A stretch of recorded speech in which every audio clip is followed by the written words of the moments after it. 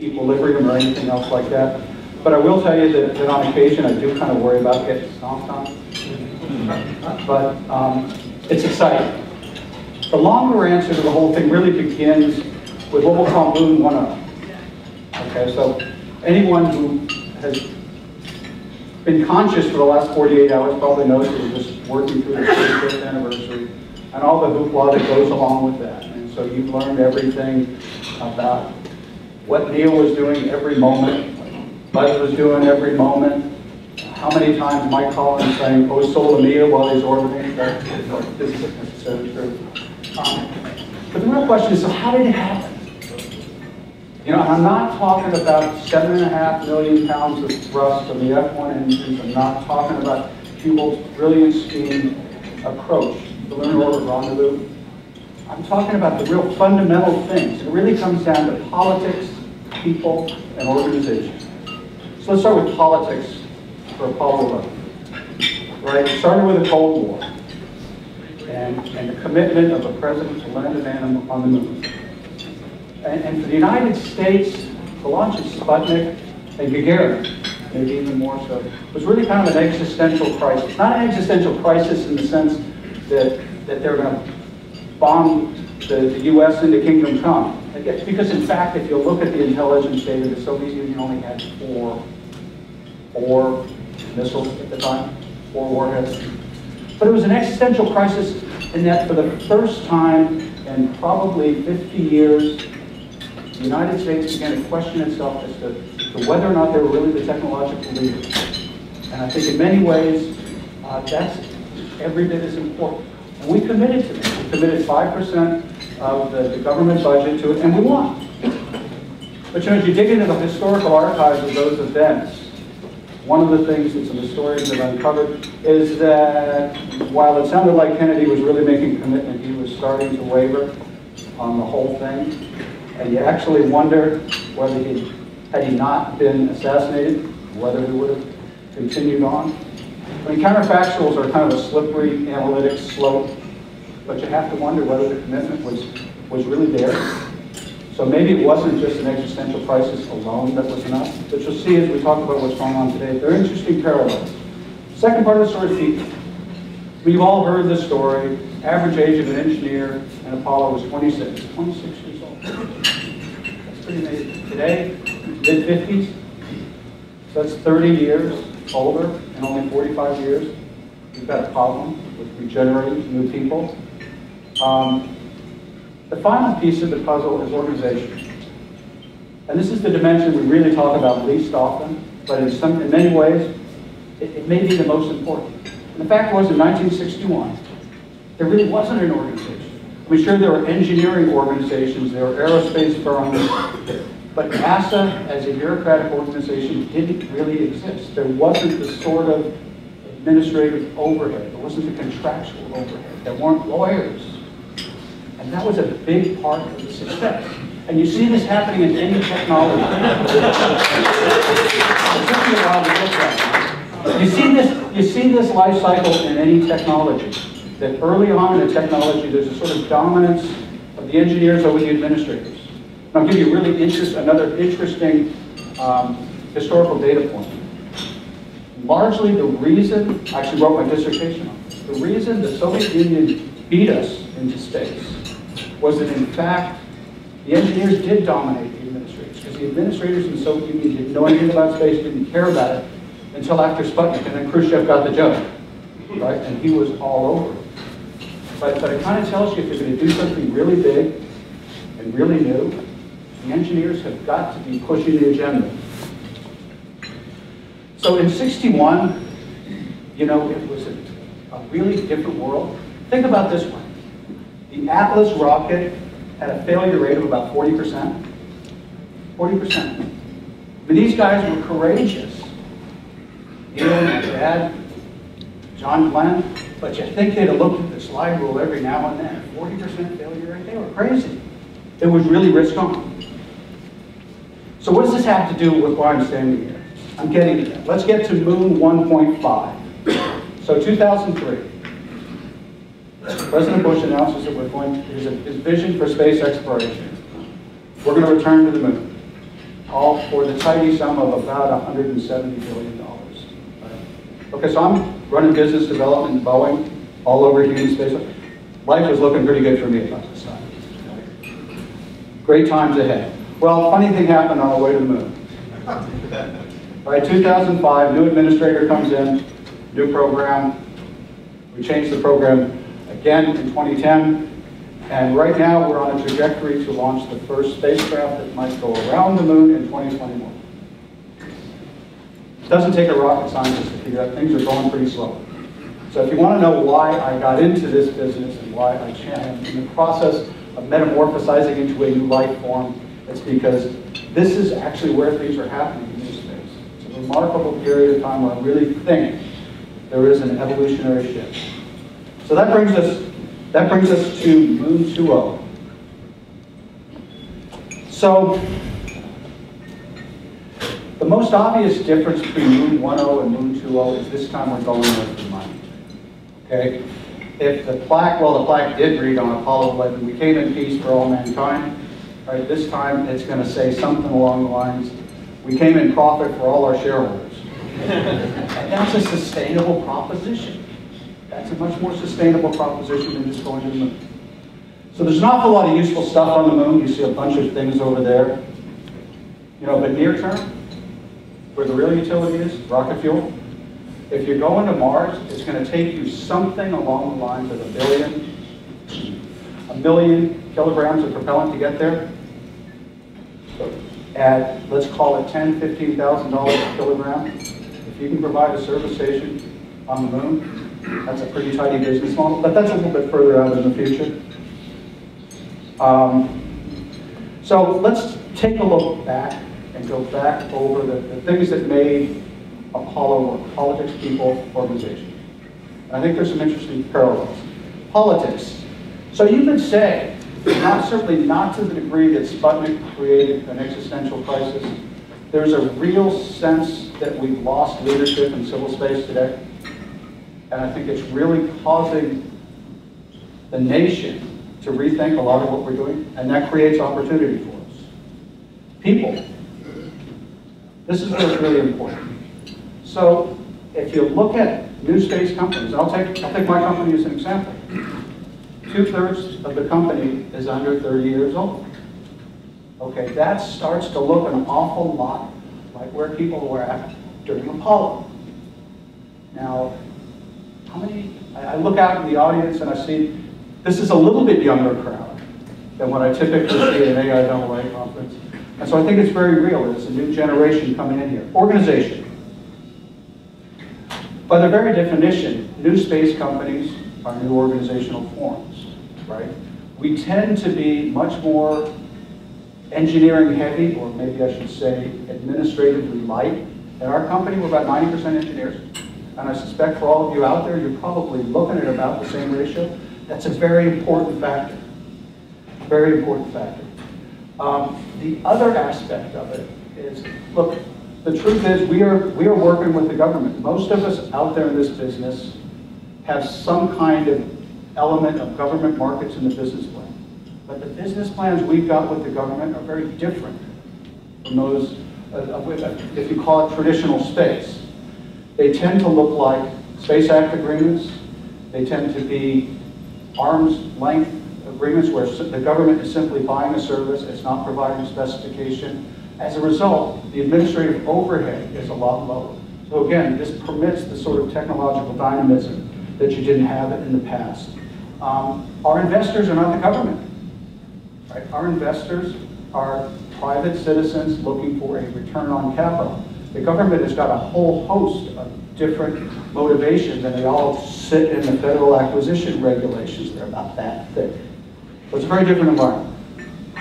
So to be sure, we're not recreating Apollo. We're doing things that are very differently. We're doing things very differently. And it's not so much that we're introducing new technologies. We're actually just taking technologies we've already got and applying them in ways that allow us to introduce order of magnitude changes. I think what's remarkable about a lot of the changes is these are things that we can do today. right? So one of the keys to making this work and making things much lower cost is we're getting small, right? So this is about 600 kilograms, fully wet. This is about 15,000 kilograms.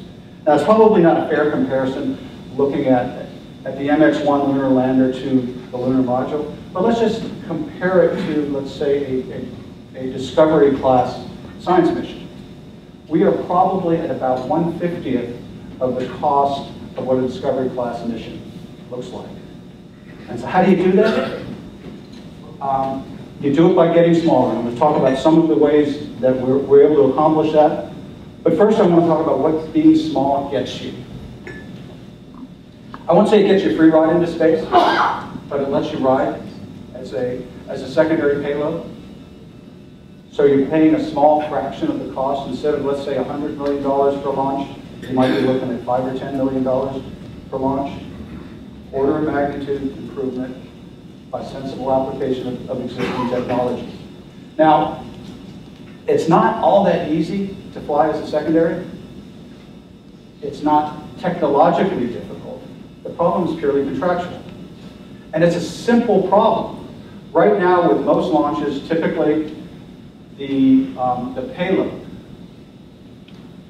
owns the entire launch vehicle. Backward. The payload, this guy, let's hit the right button. The payload, this guy, owns all the margins of the launch vehicle. If you simply let the launch vehicle own any performance margin and sell that additional capacity at a marginal cost, it allows you to do ride shares. And we've done this hundreds of times in the past. There's really no reason we can't do this today. The metaphor I like to use is, today, up to this point, most people riding as secondaries have been kind of like hitchhikers, okay? And hitchhiking, I did it when I was growing up. Kids don't do it so much these days. It's a great way to get to the beach.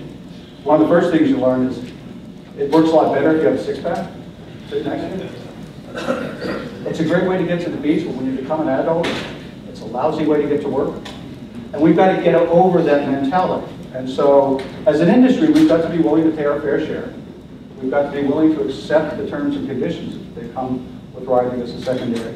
But with relatively simple fixes, I think we can fundamentally change how we do space transportation. Next aspect I want to touch on how you get small is avionics. And these are just examples from what we're doing at MoonX that I think probably apply to most of you out there that are doing things in this space. Talking with Steve Jervison over lunch and looking at some of the things they're doing are very similar to what we're doing here. So avionics. We took, this is our first iteration of our spacecraft, had a traditional avionics box that looks like that, 34 kilograms. By basically taking a mixture of space-qualified components and commercial components and redundant architecture, we were able to bring that down to 6 kilograms. And not only is it the mass, but it's also the space. One of the curious ironies of space is while space is really big, volume on spacecraft tends to be the most precious commodity that there is. So this is a really important development. And again, not a huge investment, not high technology. One of the problems with these kinds of boxes that fly on traditional spacecraft is that when you're flying $1 billion spacecraft, you want to make sure that everything that you're flying has flight history to it. Okay. If you've got flight history to something, that means it flew a long time ago, right? And so you're constantly falling further and further behind where we are in electronics technology. And what we're doing is actually using stuff that is current technology, has been tested to meet space environments fairly rigorously. And as a result, we're able to reduce cost, we're able to reduce mass, we're able to reduce volume. Next thing I want to talk about is propulsion. Propulsion is one of the real bugaboos of space. It's really, coming from ULA, I can't tell you how expensive it is. it would be embarrassing, but it's really, really expensive. It takes a really, really long time. Right now, the Air Force is trying to develop a new upper stage engine. They will spend $1 billion in 10 years developing that engine. We started an engine development program about 4 months ago. Next week, I hope, we will actually go to hot fire, 4 months. Clean sheet of paper to hot fire. Now, admittedly, we'll have bugs. We'll fire it a few times, find out we're not quite meeting specs. We'll adjust things. But I promise you, within 6 months, we will have an engine that's working. It fires really well. It's test a little, break a little, retest a little. No one does this better than I think Jeff Grayson in this sport. I'll throw in a plug for you. Matt, okay. I mean, the guys. Sorry, John. But this is what we're doing in NewSpace. It's fundamentally different from the way everyone else is working. And here's our guy, Tim Dickens. I mean, these guys are, I call them the Rocket City rednecks. They're a trip. Tim's been strapping rocket engines to skateboards, bicycles, boats, jet skis. But you know what else? What? And trucks. But you know what else? He also did parts of the prop system for SOS. Okay, that's pretty amazing stuff. Okay, it comes down to the people, at the end of the day. So Apollo, as I said before, had about 400,000 people. That's 400,000 people at Woodstock. Not that any of these guys were there.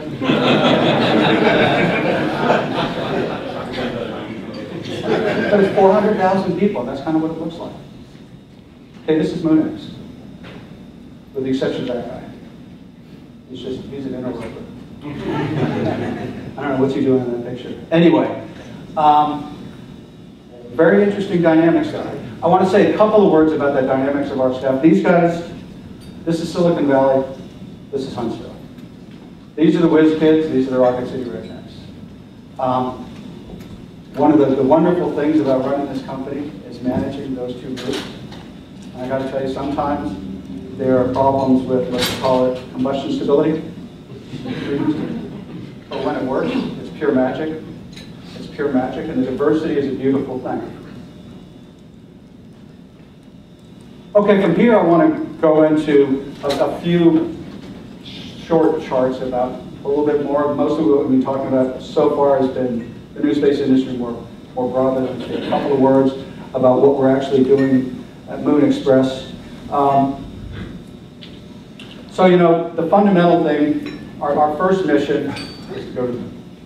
Okay. We were going to capture the Lunar XPRIZE, and we see tremendous opportunities long-term at the moon. You'll see, as I get into a couple of charts, there's a lot of stuff that's a lot near-term. It's probably going to make a lot more money than near-term. But let me start with what we were doing last year. We actually took our software, GNC software, plugged it into a NASA spacecraft. This is actually the Mighty Eagle at Marshall. And we flew their hovercraft, their lander, using our software. And kind of, as Bob likes to call it, we got a driver's license there.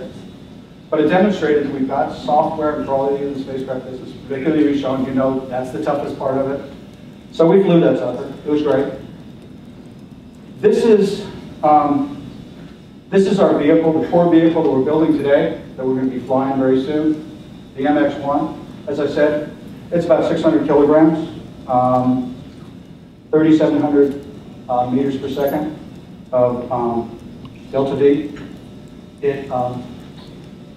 I told Bob the first time I saw it, that really doesn't look like a spacecraft, it looks like an upper stage. About 70% mass fraction propulsion. It actually, this is sort of a flatbed truck of it. Is it the payload deck? Nice flat place to put all your payloads.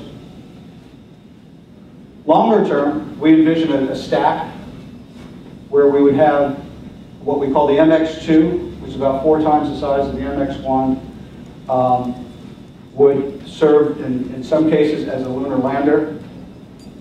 And the MX-1 would then be an ascent vehicle. And then on top would be essentially a sample return capsule. The mission profile we've got for our lunar missions is 1, Google Lunar XPRIZE, 2, telescope, to the South Pole, third mission, then we'll return. We are very honored to have been selected for the Catalyst.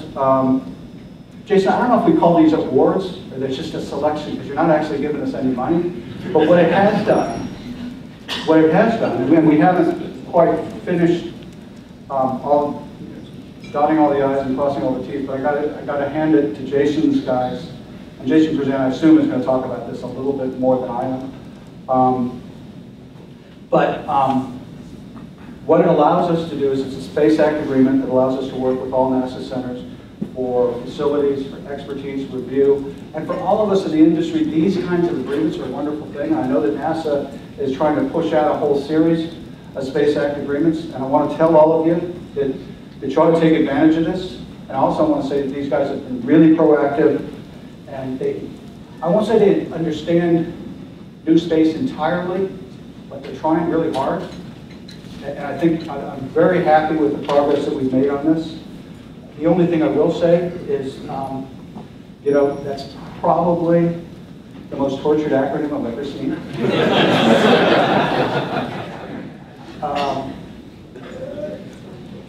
But so far I've talked about the moon, and as I said, I think there's stuff that we're going to be doing maybe before we finish the 3 missions. That's a lot more important. As I said, 70% prop mass fraction, 3,700 meters a second, fly inside an S per ring. We're talking sort of low tens of millions of dollars per mission. There are a lot of things that we could do with NASA missions very soon. And we're talking with some principal investigators about some really interesting missions that are out there. But there are a lot of other things that you can do. This is a tug, right? It's an upper stage, a restartable, storable upper stage. It's very low cost. So one of the really interesting areas to look at is geosynchronous satellite disposal. At the end of the life of a geosynchronous satellite, they are required to go into supersynchronous orbit, and they have to burn their last few months of precious propellant to go out into a supersynchronous orbit. Well, these things are generating $10, $15 million a month. If we can get them out, if we can allow them to essentially burn all of their fuel and take them out to a supersynchronous orbit disposal, that's a mission that's worth real money. And there's real value that can be unlocked there. Other missions that we would be looking at would be spacecraft deployment.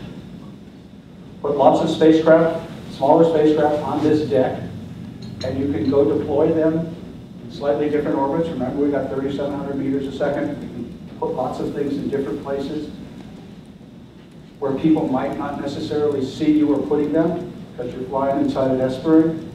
There are certain parts of the U.S. government that might find that to be a fairly attractive mission.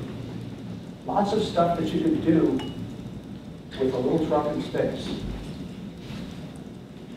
One of the things that we learned, maybe the hard way a little bit, is when we started out, we were going to buy everything. We're buying our engines from Rocketdyne, buying our avionics from traditional avionics suppliers. And we found out a couple of things. One, it's expensive. 2, it doesn't meet schedule. 3, it tends not to meet the performance specs that we need. So what we've done is we're insourcing a huge part of our spacecraft. I told you we're building our prop system, avionics, and this has fundamentally changed our ability to build the kind of spacecraft we need to accomplish our missions. We kind of follow the bouncing meatball in our location. So we've got our headquarters at Ames, which is a great place to have your headquarters, right? Pete Worden has really started, in many ways, the small sat revolution. This valley is where you want to get your avionics. This valley is where you want to get your software people. It's a great place to have your headquarters. But if you're talking propulsion, right, you want to be in Alabama. You want to be in Huntsville, Alabama. You want to be next to Marshall. So Tim Pickens and his team are down there. When you start looking at testing operations, testing engines, hover tests, you want to be in Florida. And so we're talking with Space Florida and the folks at Cape about bringing some operations there. So we're not just a Silicon Valley firm, we're going nationwide. Okay? So I think that's all I've got for you today. But, the first time Moon 1.0, we went there, we jumped around, we waved, you came home. If you're doing real commerce, you're going to stay there. And so that's what I have for you today. I'm happy to take some questions. I'm sure I'll have some money on the table at the time.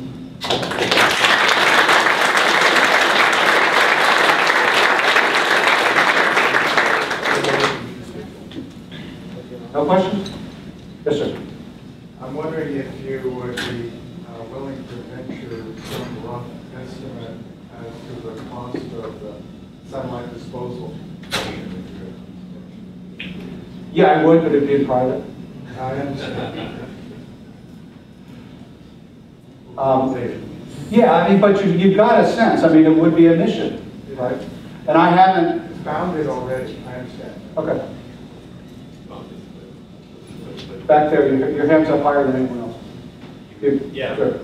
So you talked a lot about the technical side and the people side and all that. What about the financial side of that? And what part of the time and effort is going into trying to raise the money to go do this versus the technology versus the team?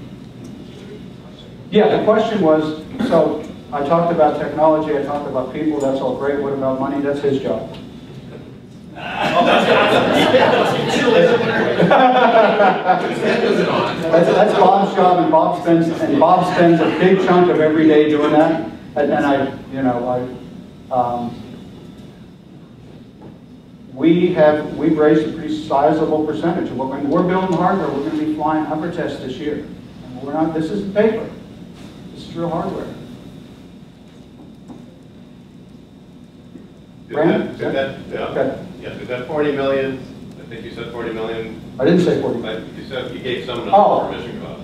I gave a number which said, I said tens of millions, probably low tens of millions. Okay. Well, You're not going to pin me down to a number. Nice try. I was curious if that included launch costs. I'm sorry? I was curious if that included launch costs. Yeah. And what vehicle that assumed. Doesn't matter. I mean, that's if we fly inside an Esper ring. An Esper ring is designed to fit the standard interfaces for a ComSat, so we can fly on any launch vehicle. And we're talking to them all. But the mission price will depend on which one you fly, right? I think it's hard. The mission price will depend on which one you fly on. Yeah. But I mean, so right now it is a really undeveloped market. You've got some people trying to get a lot of money. Some people saying, you know what, I'm just happy to fly you because I think you guys are cool. Believe it or not.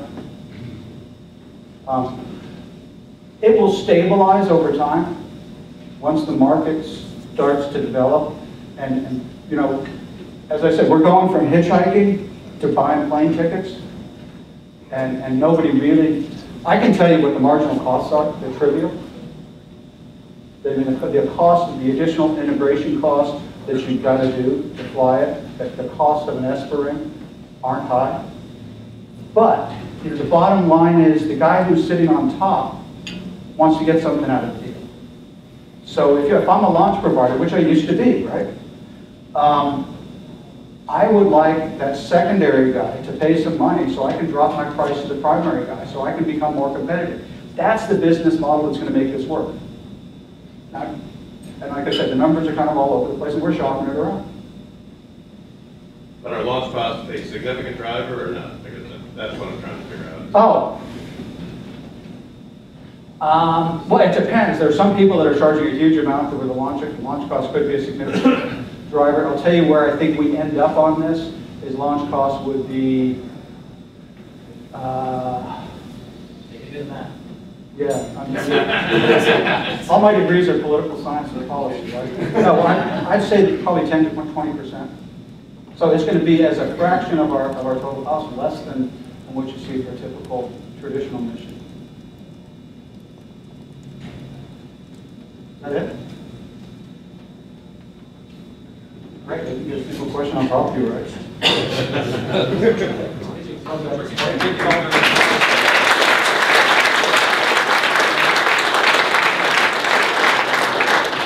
Thank you very much, Andy, and we're glad that you've made it to this side of the industry. Maybe a little crazier side of the industry, but that's fun. That's